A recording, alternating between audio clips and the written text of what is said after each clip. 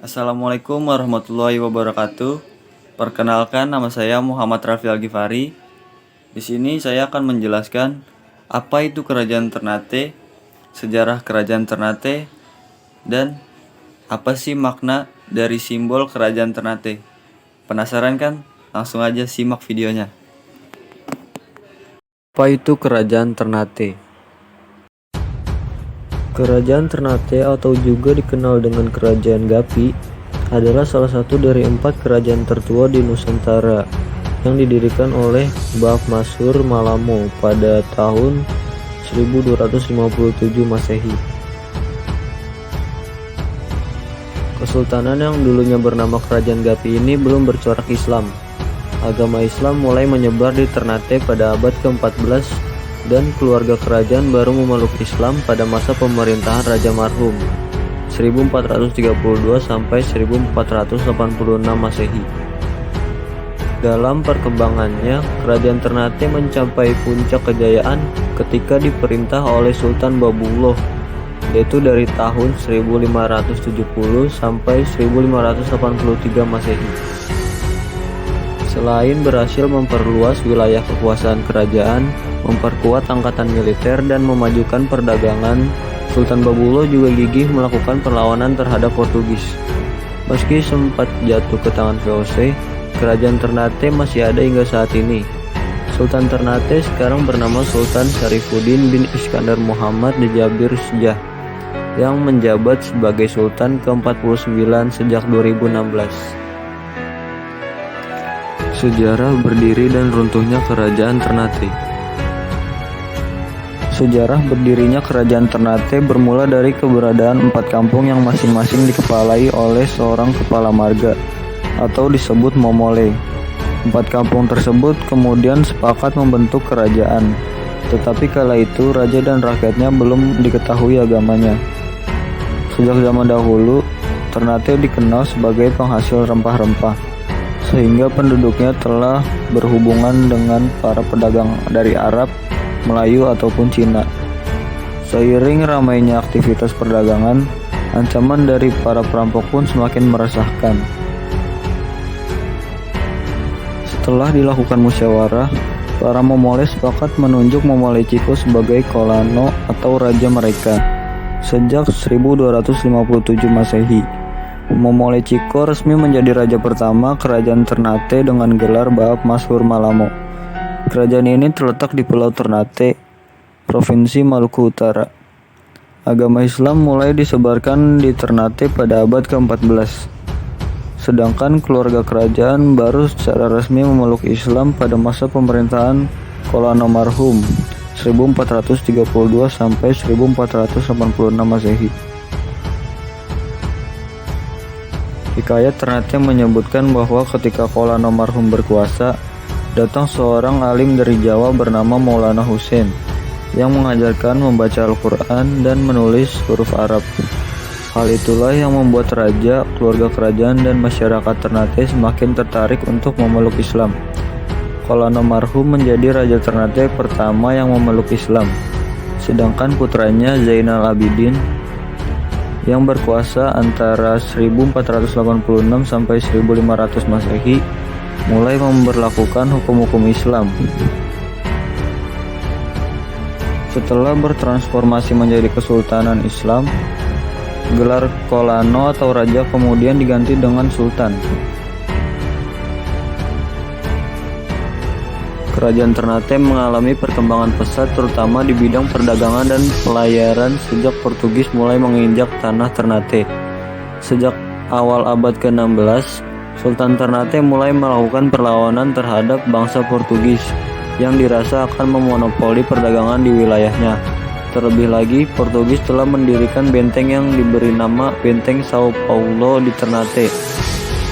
Setelah peperangan selama beberapa tahun, bangsa Portugis baru dapat dikalahkan dan diusir pada tahun 1577 Masehi ketika Sultan Babullah berkuasa.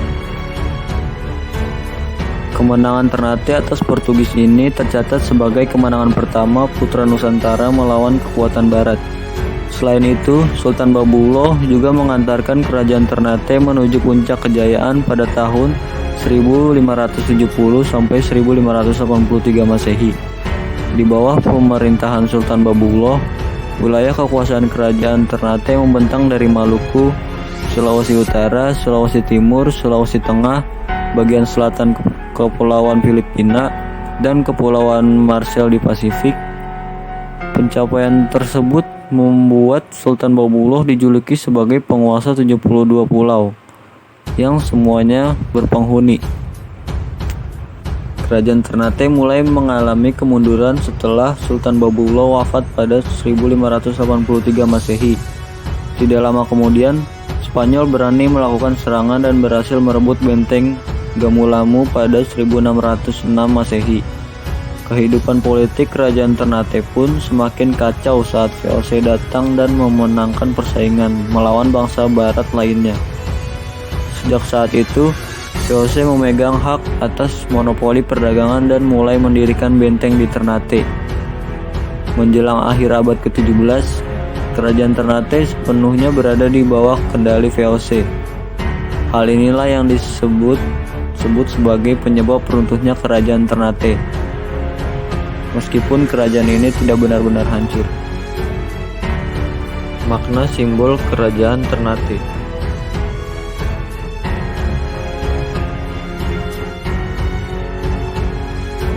Simbol kerajaan Ternate adalah lambang limau gapi. Ada cerita dan filosofi luhur di balik lambang limau gapi Kesultanan Ternate yang mendunia, bahwa rakyat dan sultan memiliki kedudukan setara di depan Tuhan. Kesultanan Ternate memiliki lambang resmi berbentuk burung boheba berkepala dua.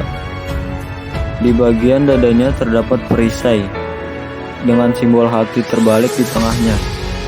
Di bagian bawah terdapat pita yang bertuliskan limau gapi. Rupanya lambang ini bukanlah sekadar lambang biasa, melainkan memiliki makna filosofi yang sangat dalam.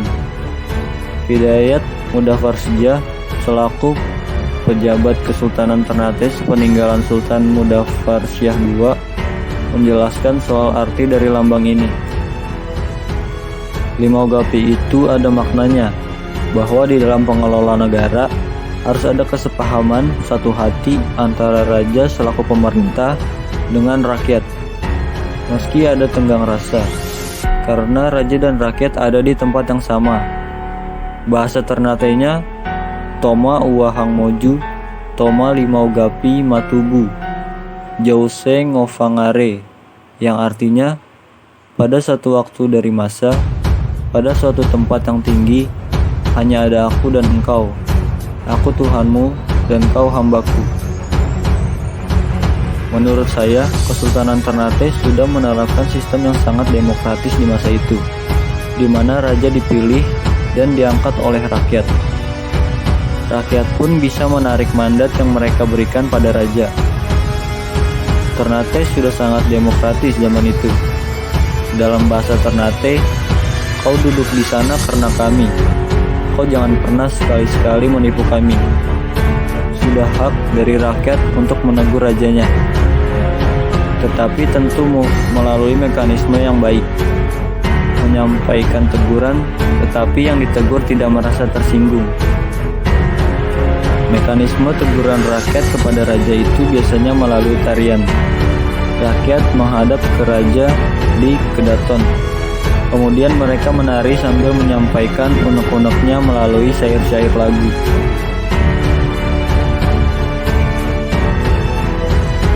Raja dan rakyat Ternate pun diibaratkan sebagai hidangan. Nasi kuning adalah rakyat dan telur rebus adalah raja. Telur ketika dibelah akan muncul bagian kuningnya.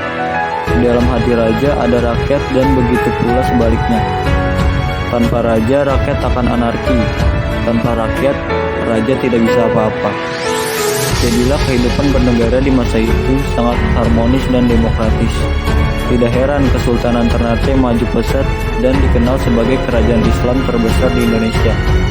Semua itu berkat filosofi limau gapi yang digunakan sebagai lambang Kesultanan Ternate.